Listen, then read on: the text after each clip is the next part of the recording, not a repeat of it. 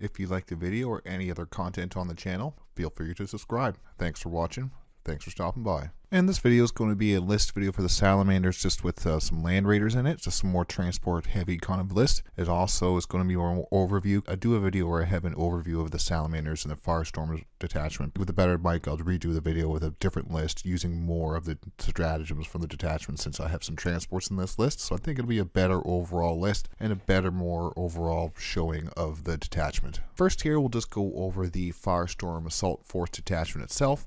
So you have the army rule just because you're using Adeptus Astartes. So you have the Oath of Moment, so your command phase, select one unit, and then to your next command phase, your entire army, if they're Adeptus Astartes, reroll their hits against that selected unit. And then our detachment rule is called Close Range Eradication. So weapons equipped by Adeptus Astartes models gain the Assault keyword. Attacks made with ranged weapons, +1 to strength if you're within 12 inches. Assault really gives this army some speed. You can kind of get up and get some shooting lanes a lot quicker than people can expect. It also allows your vehicles to advance and shoot as well. So it allows them to gain ground and get to where they need to be, as well as still putting out some damage instead of just using their normal movement and not being able to shoot my big last cannons for my Landraiders and my Flamers. Now I can advance them and shoot them as well. +1 strength on your aggressors is really big, so it brings them to strength 5 if you're shooting your closest eligible target, strength 5, AP 1, and then strength 10 with your Meltas is also a good break point, because there's a lot of vehicles that are strength 10, and even some vehicles are strength 9, so allow you to wound the strength 10 ones on 4s or the strength 9 ones on 3s. So it can be a big difference, and there's a lot of reroll synergy with some of the twin linked weapons with the aggressors. And then Vulcan can also select a unit, and then any torrent or melta weapons in your army would reroll their wounds against that unit. So you can kind of pair those together with Oath of Moment and Vulcan's ability to kind of get a little mini indexed Oath of Moment. Then next we're going to go through the enhancements.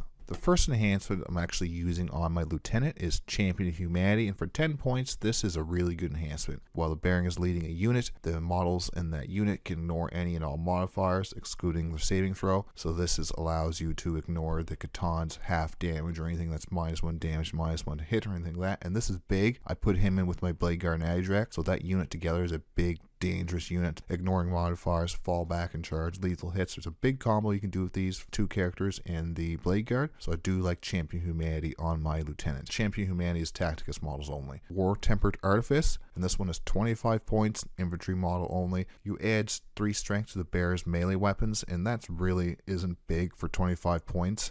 Your Power Fist go up to strength 11, and so you're still wounding, anything on T12 on 5s. It's not a big difference. You can wound those toughness 10 vehicles on 3s with this, but for 25 points, it's not worth it. It's only going to come and play when you're in your melee phase, so I do believe that for 25 points, you can probably forget about this one. The last 2 enhancements, we have Forged in Battle, and this is the one I do have on my Gravis Captain just for some extra points. And this one is while your bear is leading a unit, once per turn, after making a hit or saving throw for a model in that unit, you can change that roll to a 6. It's only 1 roll. It's probably better on Apothecary Biologist with some Eradicators, but I had the points and figured this might help for if I'm taking a saving throw and help my aggressors stay alive, or even get a little extra punching power with my aggressors in melee. Do have this in my list, but it's not really as important as Champion Humanity. And then you have Adamantine Mantle, and this one is 20 points, Adeptus Astartes models only.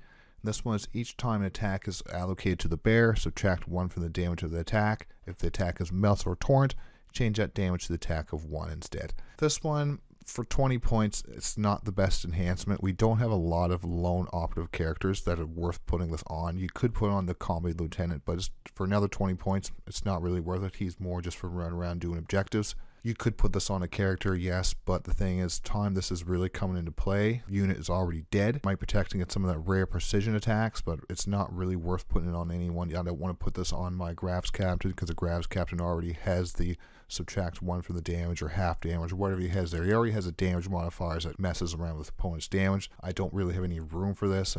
Next, we'll go through the stratagems. Armour of Contemp, that's in pretty much every Space Marine detachment. It's a great stratagem. It's just amazing for keeping your vehicles alive. You have them in cover, you pop this, and they pretty much need, AP3 to even affect your 2-up saving throw. This can be used on any of your infantry models just to give them extra staying power. Gravis Captain allows you to kind of double up on this if you need it. So the Armour of Contempt, amazing. Can't say anything bad about that one.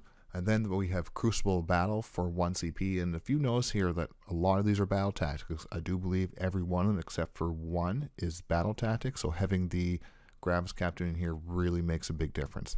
So Crucible of Battle, this can be your shooting or your fight phase. One Adeptus Astartes unit that has not been selected to shoot or fight yet until the end of the phase. Unit attacks the closest enemy unit within 6. Add 1 to the wound roll. This is great for your flamers if you want to kind of get an extra punch with your flamers. You do have twin linked with your aggressors, especially if you can kind of get that +1 strength. Something maybe if you're shooting against some Space Marines, you usually be wounding them on 4s. Now you're wounding them on 3s. Pop the stratagem, now your flamers are wounding on 2s. You can use this in shooting or fight phase, so this does have a lot of play and a lot of room to be used all throughout your army. And this is another one of the stratagems, and I'm just going over the infantry ones first because the other 3 are based on transports. So I do have Immolation Protocols for 2 CP, and this is a battle tactic which makes the Gravis Captain amazing. So in your shooting phase, 1 Adeptus Astartes unit is selected to shoot. Until the end of the phase, Torrent weapons gain devastating wounds. Big. With the Gravis Captain, you'll be able to pop this for free. Maybe if you have enough CP, you could use this on your Infernus Marines and then pop this on your aggressors for free with the Gravis Captain. It is devastating wounds. There is some randomness to it though, because your aggressors are a d6 +1 shots unit, so you've got to roll quite good with your shots. And then it's only 6s for devastating wounds. Devastating wounds always sounds amazing, but you're really fishing for those 6s. The Twin Link does help. Hopefully roll high on your shots with your flamers, and then fish for those devastating wounds with the Twin Linked. And once again, like I say, it's battle tactic, and that is huge because 2 CP allows you to save a lot of your CP, be able to just kind of use this for free. And this stratagem is the big reason why I bring the Gravis Captain in the big brick of 6 aggressors. So the next 3 stratagems are all based on transport. So you do need a transport to even use these. So if, like my old list, I didn't have any transports, so these 3 stratagems I wasn't even interacting with. Some of them are better than others. One of them is really good. First one is Burning Vengeance. This one is not bad. It really depends on who you're fighting and what you have in your transport. So this one is in your opponent's shooting phase. After an enemy unit has finished shooting an Adeptus Astartes transport, 1 unit embarked in the transport can disembark as if it was your movement phase and then shoot as if it was your shooting phase. You also must target the enemy that shot that transport, and only if it's eligible to be shot by the unit that's inside of it. So that's the big thing. You got to have the range. So if you have a bunch of the aggressors, you do got to be in range of those aggressors if you jump out and shoot. If not, you can't really use a stratagem. I don't really run maybe the aggressors. There's a little bit of play, maybe driving the Redeemer up in the middle right close to some people. Then when they shoot the Redeemer in their shooting phase, hopefully it's close enough where I can jump it with those aggressors and put some real big damage on them. Burning Vengeance, it really depends on who you're fighting and what you have inside your transport and what they're shooting at you with. Then you have Onslaught of Fire, and this one is pretty useless really. I'm not really going to use it that much. I can't really see much of a use for it in my particular list. It is also a battle tactic just like Burning Vengeance, and this one is in my shooting phase. 1 Adeptus Astartes unit that has disembarked from a transport this turn and has not been selected to shoot yet. Until the end of the phase, the unit gets +1 to hit to the closest eligible target. And if an enemy is destroyed in that unit must take a battle shock test. I haven't even used this stratagem yet. I've played a few games with this Landraider list, and this stratagem has not really came up because the aggressors inside of the Redeemer already just hit natively just because they're torrent weapons. The Blade Guard just kind of have some pistols if they even have that, but it's just not worth using the stratagem on. So maybe if I put the Eradicators later on in the game, I might be some play with this, but for now I'm probably not using the stratagem. Alrighty here, so this is the last stratagem in the detachment and one of the better ones if you're going to be running transports in your list. So this one is at the end of the fight phase. This can be in my fight phase or the opponent's fight phase. It is a strategic ploy, so you can't use this one for free. And this one is 1 Adeptus Astartes transports with no models in it, and 1 Adeptus Astartes infantry unit in your army that is within 6 inches of that transport can embark within it. And it can't be engaged at range or normally not embarked in that transport.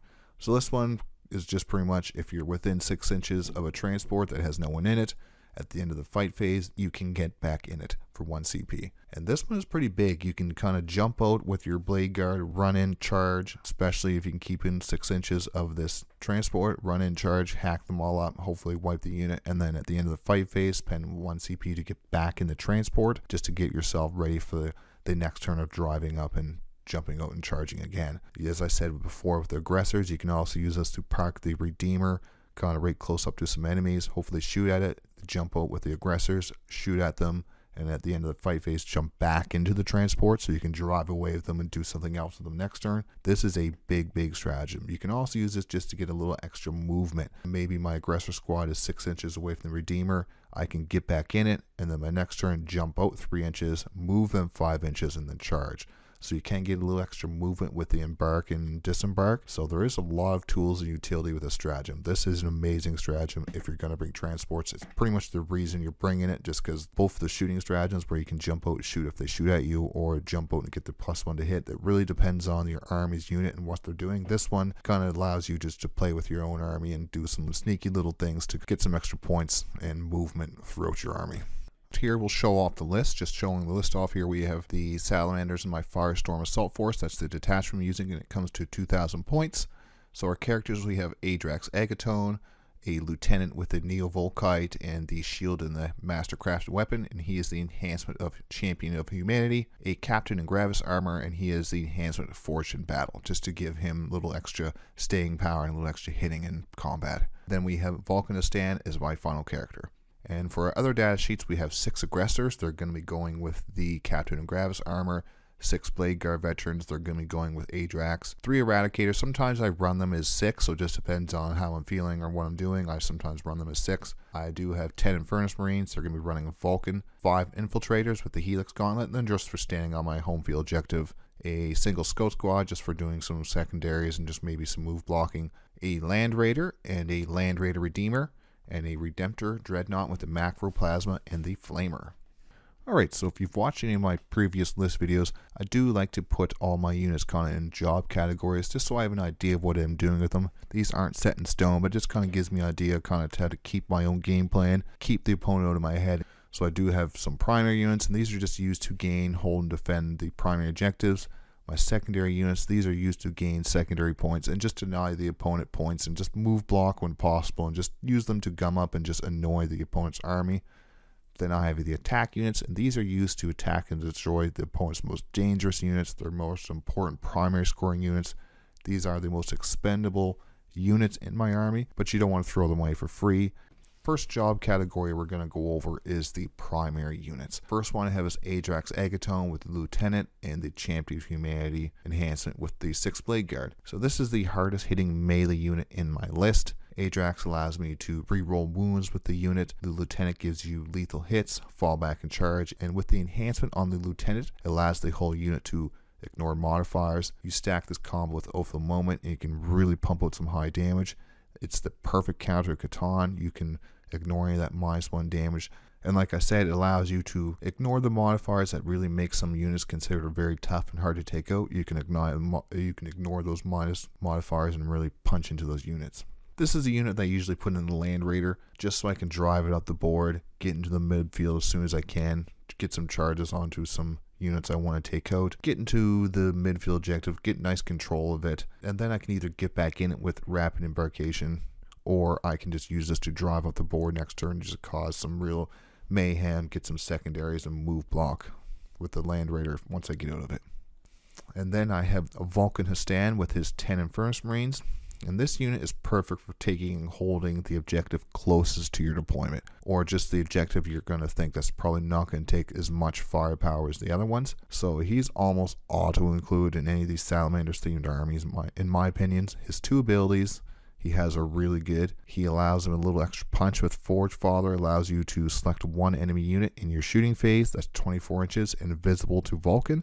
And each time an Adeptus Astartes model in your army, so not just the unit that he's attached to, your entire army, gets to re-roll their wounds if they have a Torrent or Melta weapon. So this allows you to pair it with the Oath of the Moment from your army rule to kind of get the old index Oath of the Moment, but only with Torrent and Melta weapons, which is mostly what I have in this army anyway, so you can really use him to pump out some damage. And then he also has Seeker of the Lost Relics, and this what makes him a really good objective holder. At the start of the game, you can just select an objective. While you're on that objective, Vulcan has an OC of 10 and a 4 Feeling of Pain. So you pair that with the 10 Infernus Marines, with all those wounds from the Infernus Marines, the threat from an Overwatch, the 20 OC with everything combined. It's a very hard unit to take off an objective. It's a hard objective to take, and it takes some serious work to go take that out. And then with the Infernus Marines, they're strength 5 flamers, so if they get within Overwatch range, you're going to be hitting with strength 6 flamers, so it does make a break point in some things. Terminators, you're going to be winning Terminators on 3s instead of 4s now. Vulcan paired with these Infernus Marines makes an objective really hard to take.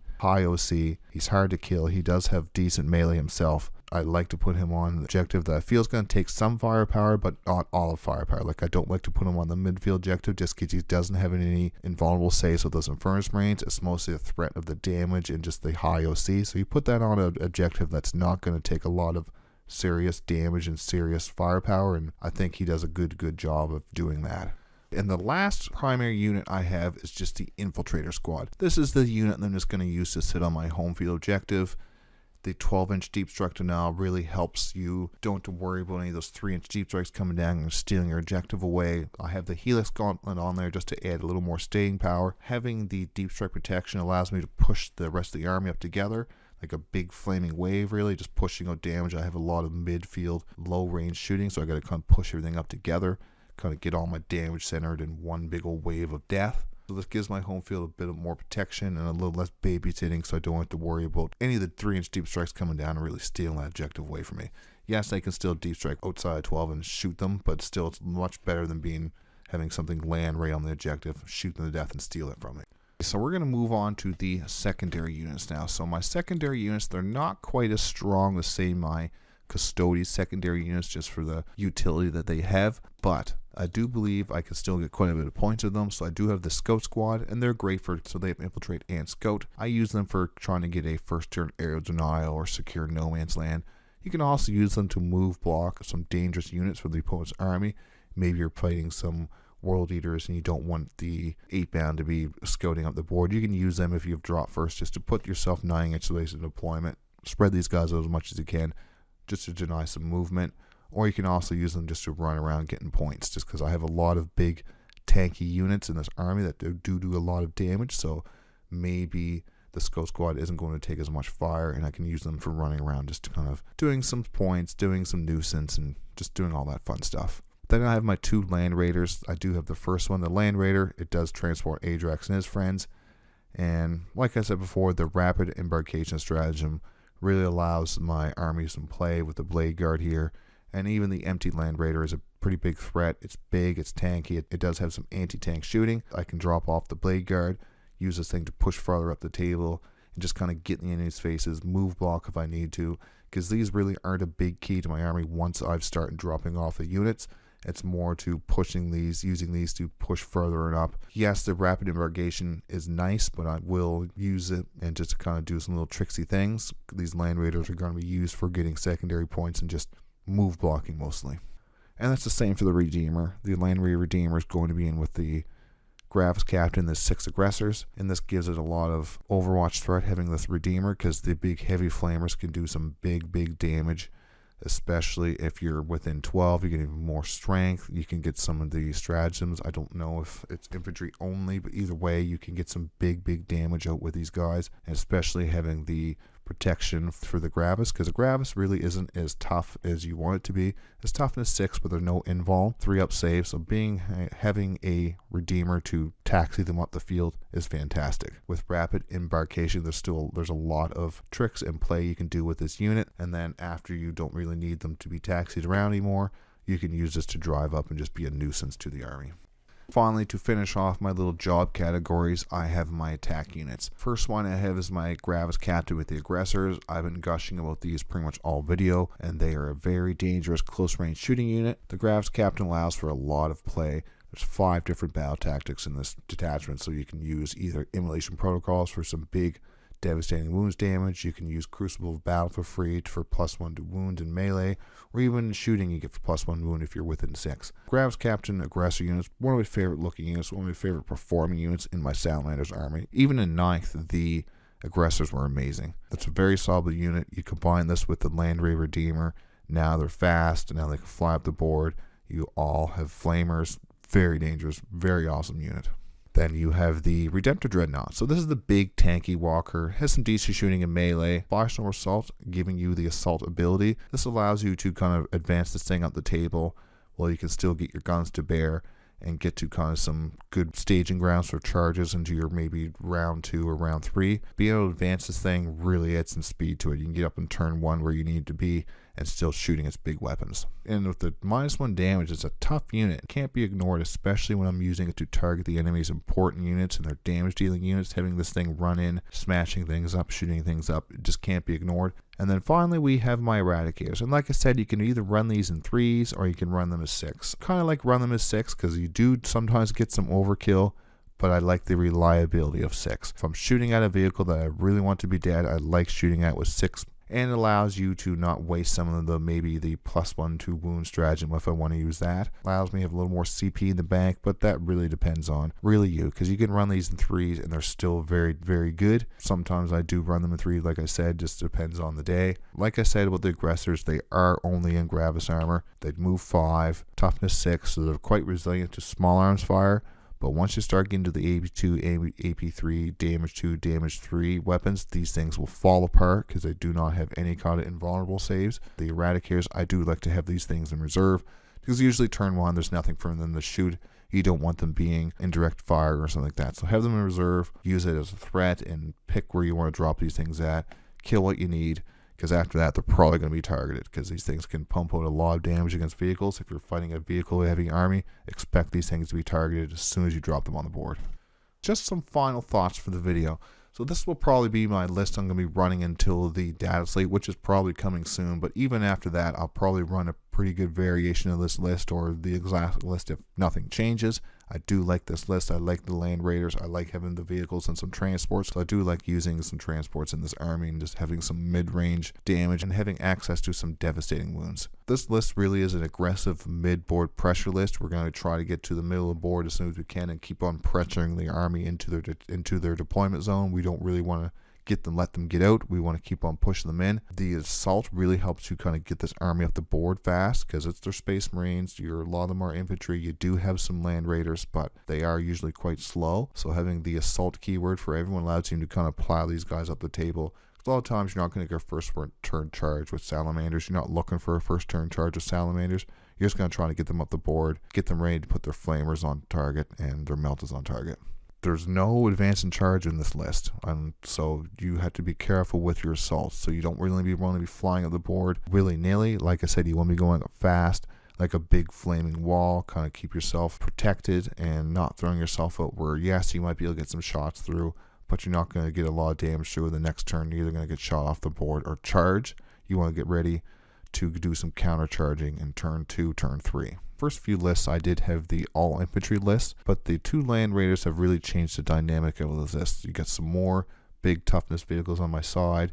You have the big Overwatch threat coming from the Landraider Redeemer, and the big important units are now safer when they're moving up the board to get in position where they need to be. You don't have to foot slog my aggressors up the board. You can drive them up the board in the Redeemer. Having that rapid embarkation stratagem is such a huge tool and a huge threat to the enemy's army of where you're going to be going with your units, even when they jump out of the transports. And then the 2 Salamander characters are great for the Firestorm Assault. They both add 2 different aspects to the army. Adrax adds a lot of the melee damage and melee threat, and then Vulcan adds a lot of the objective control and a lot of the damage potential with the Melta and the Torrent weapons. And then all the battle tactics, you're silly not to take at least one of the generic captains, and the Gravis captain just is a must really in my opinion if you're going to bring aggressors. Battle tactics in this detachment are amazing. So many things to play with, because I do play with the Custodies and I do like the Orc Champions detachment, but every one of them not a battle tactic. You're encouraged to bring captains which have the 0 stratagem for battle tactics, and not one of them is a battle tactic. So having a detachment with pretty much all battle tactics is pretty awesome to see.